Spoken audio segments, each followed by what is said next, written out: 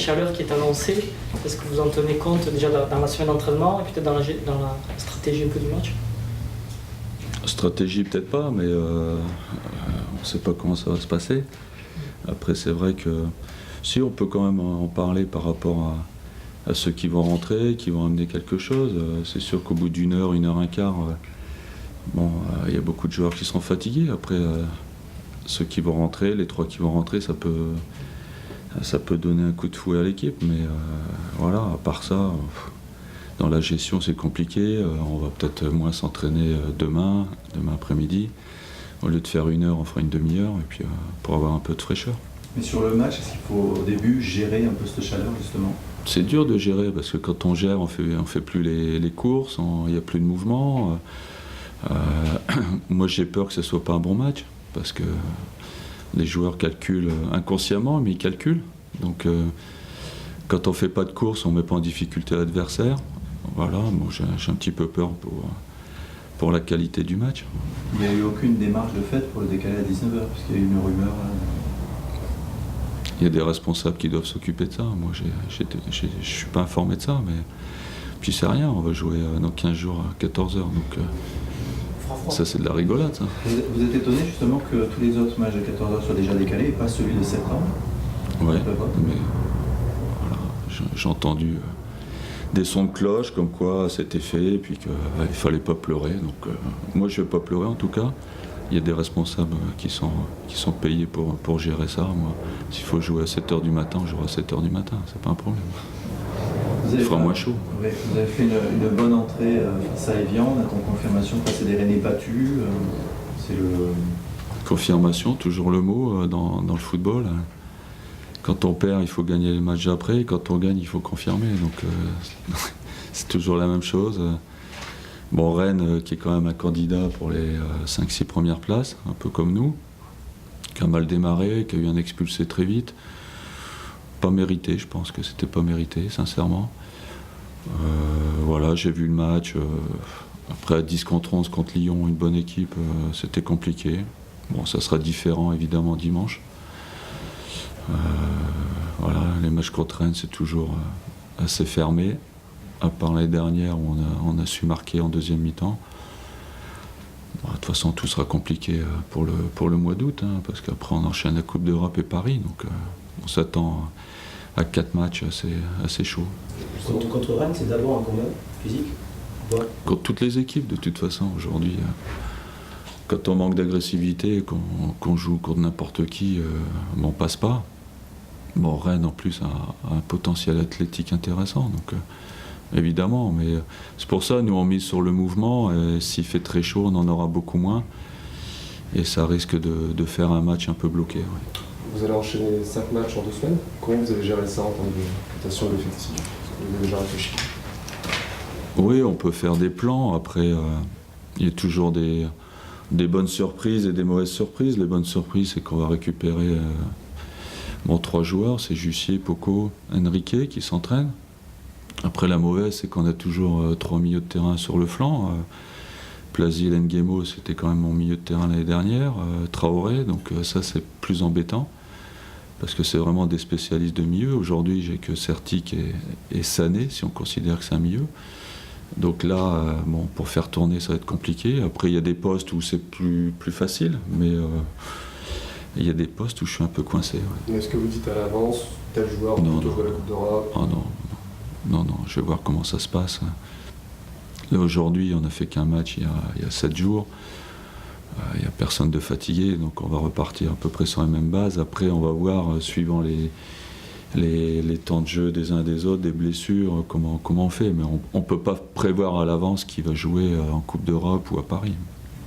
Ludovic, après le match, disait c'était même mieux que lors de nos derniers matchs au niveau du contenu. Vous êtes d'accord? Oui, parce qu'on avait plus de fraîcheur que l'année dernière. L'année dernière, les derniers matchs, il y a quelques matchs où on gagne. Si on fait nul, il n'y a rien à dire. Par contre, à Evian, c'était clair et net. Il y avait, comme je l'ai dit, il y avait plus de différence que par rapport à l'année dernière.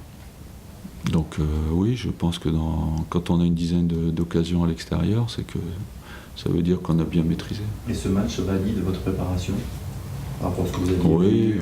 Oui. bien sûr. Après, on a vu des choses qu'on a su rectifier, qu'on avait vu en match de préparation qui ne me plaisaient pas et qu'on a rectifié. On a regardé la vidéo, on a essayé de corriger ça. Mais bon, il y a encore 2-3 petits trucs à modifier, évidemment. Mais on va essayer de le faire à chaque match. Les temps faibles, le relâchement sur les temps faibles peut-être. Non, les buts qu'on prend, je pense qu'on doit éviter ça. Mais bon, ça c'est tous les entraîneurs disent la même chose tout le temps. Grégory, avant vous, disait qu'après avoir encaissé le premier but, l'équipe avait un petit peu paniqué. Il faut travailler sur ça aussi, sur cette maîtrise. Ouais, on a eu un quart d'heure difficile. C'est pour ça, à la mi-temps, je leur ai dit qu'on aurait signé pour avoir un but d'avance à la mi-temps, qu'il ne fallait pas paniquer, qu'on allait mettre le troisième.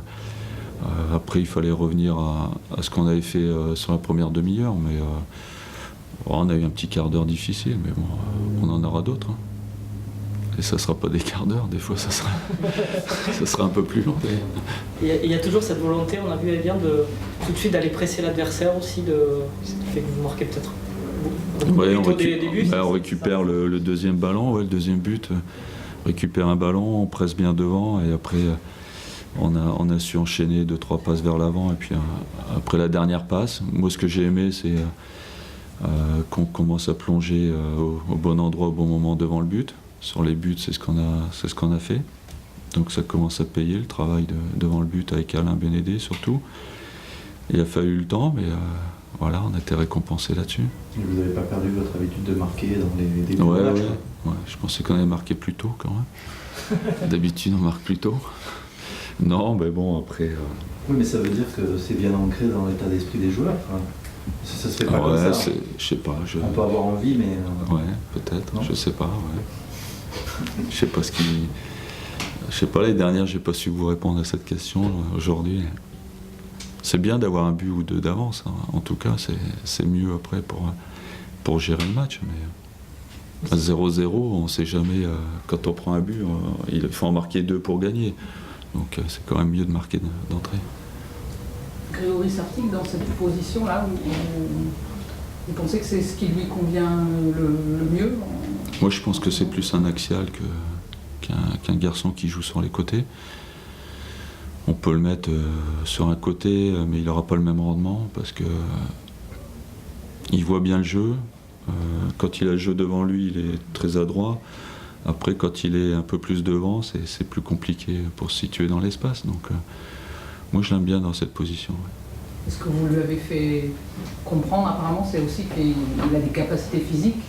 Oui, en plus. Mais bon, mais devant, il n'a pas confiance à sa vitesse, alors que c'est un garçon qui va vite. Mais il ne s'en sert pas quand il est devant. Et il est endurant, donc il a 2 qualités qui sont quand même assez remarquables pour le haut niveau. C'est qu'il est capable de courir longtemps et assez vite. Donc il faut qu'il en profite, mais peut-être qu'il n'avait pas conscience de ça.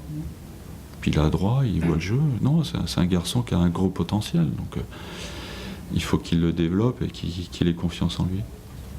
Vous avez l'impression que c'est depuis cette reprise de la préparation qu'il a... L'année dernière, on a eu beaucoup de discussions, mais c'était de temps en temps, il mettait 15 jours où il était bien, et puis après, mentalement, il baissait pied. Donc, il y a un gros travail dans la tête aussi.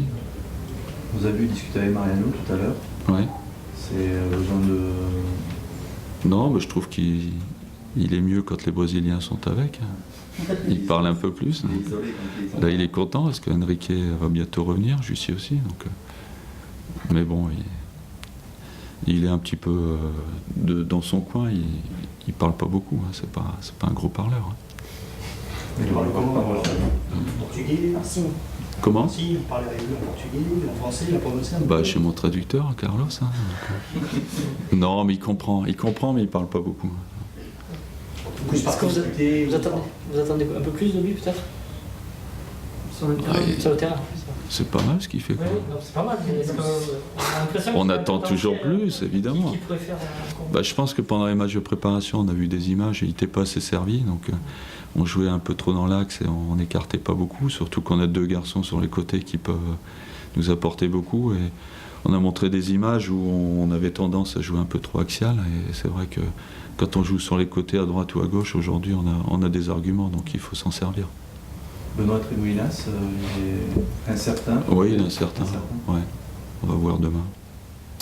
Il y a pas mal de petits pépins. Il y a Johan Couffrand aussi. Il y a 2-3 joueurs qui sont un petit peu touchés. Ouais. Ludovic? Non, ça a l'air d'aller, mais bon, il a aménagé un petit peu, comme vous le savez. C'est bien. Et Henrique et Jussier, ils sont aptes à postuler dans le groupe là ou Bon, physiquement, ils sont un petit peu justes, mais pour la série, disons que pour les jours qui viennent, oui. Peut-être pas pour le match de dimanche, mais après, oui. Il faut qu'ils travaillent encore physiquement, qu'ils se redonnent confiance dans les jeux, parce que Carlos, il a fait que 2 jeux depuis. Et Jussier, bon, il a encore un peu peur quand même. Donc je pense pas qu'ils seront dans la liste dimanche, mais après, oui. Et Bélion Ouais, il est blessé aussi. Il est blessé. Ouais. Il est incertain. Donc, ouais. On va voir demain. Juste sur Mariano, c'est pas mal ce qu'il fait. Vous parliez du point de vue global, défensivement, ou est-ce que vous attendez encore plus de lui offensivement en tant que contre-attaquant?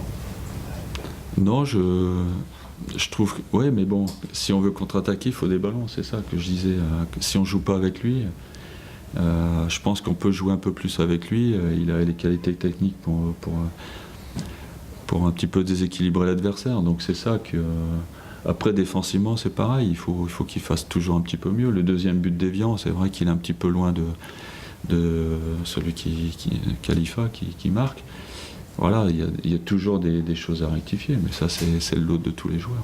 Pourquoi on joue pas assez avec lui, Didier? Parce qu'on joue trop dans l'axe.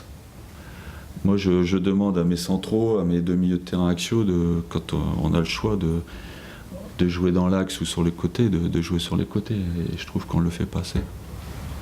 Sertic, Ben Kelfala, CV, est-ce qu'on peut appeler ça un mercato interne en plaisantant un petit Ouais, peu vous l'avez dit déjà.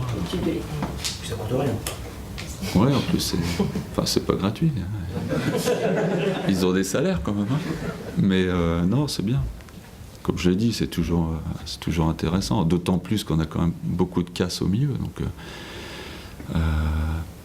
quand on retire Plasil, Nguemo, quand même, qu'on fait 40 matchs l'année dernière chacun, c'est sûr qu'avoir des joueurs qui donnent satisfaction, ça les remplace bien. Oui. J'imagine bien que d'avoir des blessés comme ceux que vous venez de donner, ça ne vous facilite pas le travail, mais est-ce que d'une certaine façon, ça valide aussi votre discours qui consiste à dire on repart à zéro et chacun aura sa chance dans la préparation et immédiatement dès la première journée, voilà. Ouais, mais je l'avais dit l'année dernière aussi. Ouais. Hein, donc l'année dernière, voilà. Après il y a un déclic. Je sais pas. Je pense que vous avez fait des articles sur Faïd ou Henry ou Greg. Pourquoi aujourd'hui ils sont bien. Ils ont leur version, mais l'année dernière on avait le même discours. Quelle est la vôtre? Comment? Quelle est la vôtre? C'est toujours une histoire de confiance. Après, il faut savoir saisir sa chance. On leur donne la possibilité de montrer. Après, s'ils ne montrent pas, ils disparaissent. Hein. Donc, c'est toujours le problème d'être efficace et performant. Est-ce qu'ils ne bénéficient pas aussi de l'équipe qui va mieux maintenant qu'il y a un an aussi? C'est peut-être plus facile pour eux de rentrer. Oui, peut-être. Mais bon, l'année dernière, à partir du mois de janvier, comme l'équipe marchait bien, c'était plus dur pour eux aussi de rentrer. Donc, on a toujours plusieurs versions. L'année dernière, sur les matchs retour, on a perdu 3 ou 4. Donc, ça prouve que l'équipe qu'on mettait en place, elle marchait. Donc, c'était dur d'avoir du temps de jeu pour eux. Ben Kelfala, c'est celui qui jouait moins des 3. Qu'est-ce qui s'est passé vraiment pour lui, de votre point de vue? Il a eu sa chance sur les matchs allés. Sur la deuxième partie de saison. Ouais, mais bon, sur les matchs allés, il m'a pas montré ce que je voulais voir. Donc, c'est plus pour ça qu'il n'a pas joué sur le retour. Il a notamment joué à Rennes le dernier match allé, je pense. Plasil et Nguemo, le retour est programmé ou pas du tout? Non, pas pour l'instant. Non. Ça, c'est embêtant parce qu'ils n'ont pas fait de préparation. Et c'est aujourd'hui qu'on a besoin parce qu'on a 5 matchs importants. Mais voilà, on verra. La série de victoires que vous faites en championnat sont contents aussi l'année dernière, vous y pensez? Non. Bon, on pense continuer évidemment, mais ça compte pas, je pense pas, d'une saison à l'autre. Donc c'est oublié, comme on a oublié le début de saison l'année dernière, je vous l'ai dit après le match d'Evian. Il faut oublier tout ça, je pense que c'est autre chose. On va essayer quand même se situer dans les 5-6 premiers le plus longtemps possible pour avoir moins de points à rattraper sur les matchs retour. 23 points l'année dernière, c'est insuffisant. Moi, je prends pas que le premier match, mais il faut. Moi, je vois là les 10 premiers matchs, voir un peu combien de points on va prendre et où est-ce qu'on sera situé. Mais il faut y aller avec des objectifs intermédiaires, pas trop à long terme.